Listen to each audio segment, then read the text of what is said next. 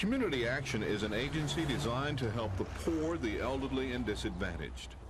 Montgomery's agency receives $4 million a year in tax dollars for Head Start, summer feeding, and other programs. Both projects are regarded as excellent by other poverty service groups. Another program operated by the Action Agency was weatherization. It was aimed at insulating, weather stripping, caulking, and adding new windows to the dwellings of those at the poverty level. Thousands of dollars in public funds were used to provide weatherization to the Montgomery Agency beginning in 1976. CETA workers were also made available to help on the project. Community Action's Assistant Director, Ransom Pringle, was in charge of the weatherization in this county. He supervised those assigned to the project. An investigation by TV-12 has uncovered evidence of thefts, fraud, mismanagement, and favoritism. In more than 3 months of checking documents and interviewing state officials and former Action Agency staff members, we found allegations of misuse of CETA employees and that energy officials finally had to take weatherization away from the local agency and give it to another agency. Ed Hudspeth, a state energy official, says many discrepancies were discovered when his agency checked the program. It first came to our attention that they were spending more money on program support costs than the amount of weatherization materials would allow. So we talked to them about that. We found that we weren't getting a lot of cooperation to try and resolve the numbers. And then when we checked further and some of my people went out and monitored what they had done, we found instances where houses were reported as having been weatherized that weren't, and where things were reported as having been done to some houses that weren't also. This house at 666 Watt Street is one of the houses which supposedly has been weatherized. We'll take a closer look at the work tomorrow night at 6. This is Norman Lumpkin, WSFA TV News reporting.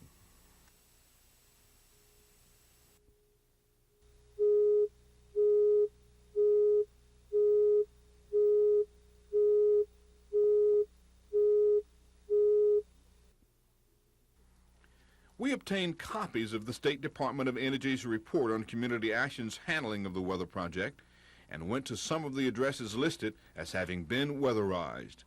The house here at 666 Watt Street had been reported to the Alabama Department of Energy as being completely weatherized. But when monitors arrived to inspect the house, they found that nothing had been done.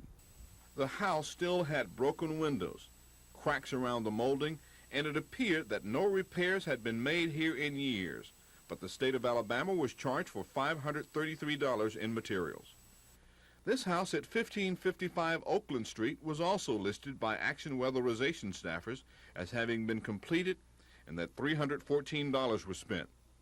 State Energy Department documents revealed that of 16 homes listed as weatherized by Action Agency staffers, there were serious questions about 15. Those questions range from no work at all to materials charged off to the state that were never used on homes listed by staffers under the supervision of Agency Assistant Director Pringle. I want to talk to Pringle, man. TV-12 News has also learned that Action Agency Director Tom Gartner asked the Montgomery County District Attorney's Office to look into the allegations of wrongdoing involving weatherization, and that probe is currently underway. The district attorney has already subpoenaed hundreds of documents from building supply houses and has questioned a number of former and present weatherization staffers. Gardner has also launched an internal investigation of other records in his department, checking for any evidence of abuse of funds. In our next report, another look at the house at 1555 Oakland Street to see who really owns it and whether staff members' houses were weatherized in violation of the law. This is Norman Lumpkin, WSFA TV News reporting.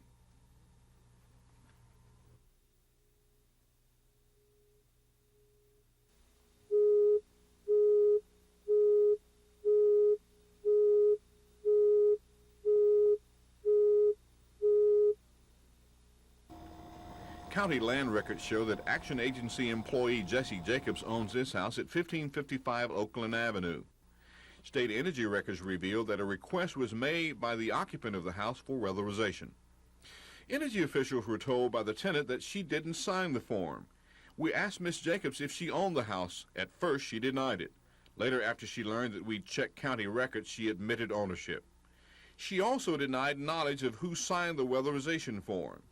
Former weatherization boss Dolores Davis told us she weatherized at least 2 homes occupied or owned by MCAA staff employees.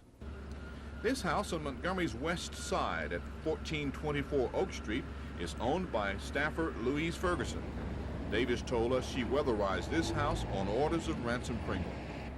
Ferguson says she's never had Action Agency employees weatherize her property.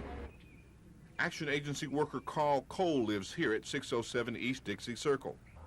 Davis says it was weatherized using materials that were supposed to be the benefit of those too poor to improve their homes. Well, Mr. Pringle called me at home one day and asked me could I go out and look at the house and could we do something to it right away because the lady was having problems. And after getting to work, I did go out to look at the house. Pringle says he's never ordered any houses done. The house is owned by a Montgomery couple. This is 3208 Mace Avenue, not your typical poverty dwelling. Several things officials discovered here may cause questions about the occupants meeting poverty guidelines. This is what the Energy Department report said. Income level questionable. House has swimming pool in backyard. Our investigation uncovered other instances of possible abuse of poverty funds. One former weatherization carpenter told me he refused to insulate with Montgomery Community Action materials homes in Swank subdivisions. So far, TV12's investigation has revealed a picture of favoritism, waste, and other questionable acts by some weatherization staff members, while the poor people the project was supposed to help suffered from chilling winds. This is Norman Lumpkin, WSFA TV News.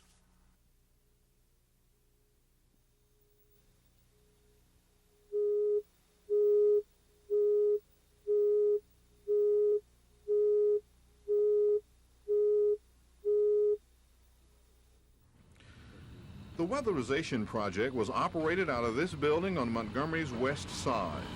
Thousands of dollars worth of insulation, lumber, and other materials used to weatherize homes of the poor were stored here. TV12 News has learned that thousands of dollars in insulation materials were also stolen. Former weatherization staffer Yvonne Davis. Like if I would come in today, they would bring supplies in, tomorrow they would be gone. And where they went, I don't know. 2 other former staff members also told of materials leaving the place literally by the truckload.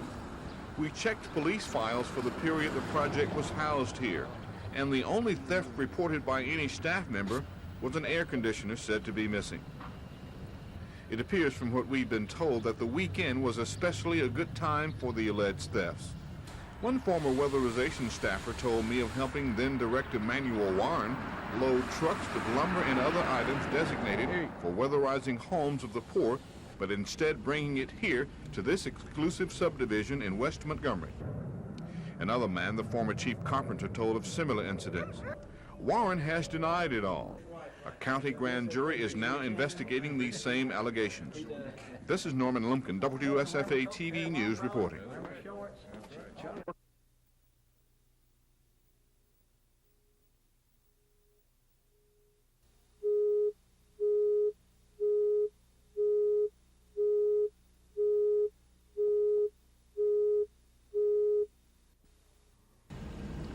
The house at 4266 Lawnwood Drive is the home of former weatherization director Manuel Warren.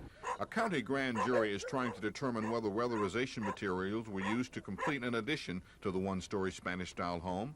The jury is also interested in talking to CETA workers who were assigned to work on poverty-level homes, but who may have also been used to work on Warren's house. TV12 News has interviewed 3 former weatherization workers, all who refused to be photographed, but who did answer questions about the Warren home. Albert Oram told us he worked on the Warren house while on the CETA payroll and also worked 2 weeks of CETA time to rebuild and repair a car Manuel Warren owned. Oram also told me he helped load materials from the Community Action Warehouse and took them to 4266 Lawnwood on a number of occasions while on the CETA payroll.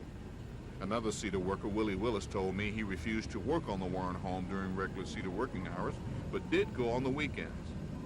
Another former weatherization worker, who asked not to be identified, said he saw the CETA workers at the Warren home many times, and that Warren took so much of the weatherization materials to this house, He had to go to Warren's house and take some back so he could work on the homes of the poor. Come in and Manuel just, Warren says none of it's true. Did you use any community action stuff on your house? No, I didn't. But I Would think Mr. Orr and Mr. Foster be lying if they say you did? they would. Did Mr. Orr work on your car, rebuild your car, and you paid him? Rebuild my car? No, Yeah. he didn't rebuild my car. Right. Did you have a truckload of lumber taken to your house from community action? Yes. No, I didn't. You did not use any materials That's that correct. was used in the winterization program to do your house in Woodcrest? No, I didn't. The Montgomery County Grand Jury is still interviewing witnesses in connection with the allegations against Warren. And so far, there is no indication of when or if any indictments will be returned in the case. This is Norman Lumpkin, WSFA TV News at the Montgomery County Courthouse.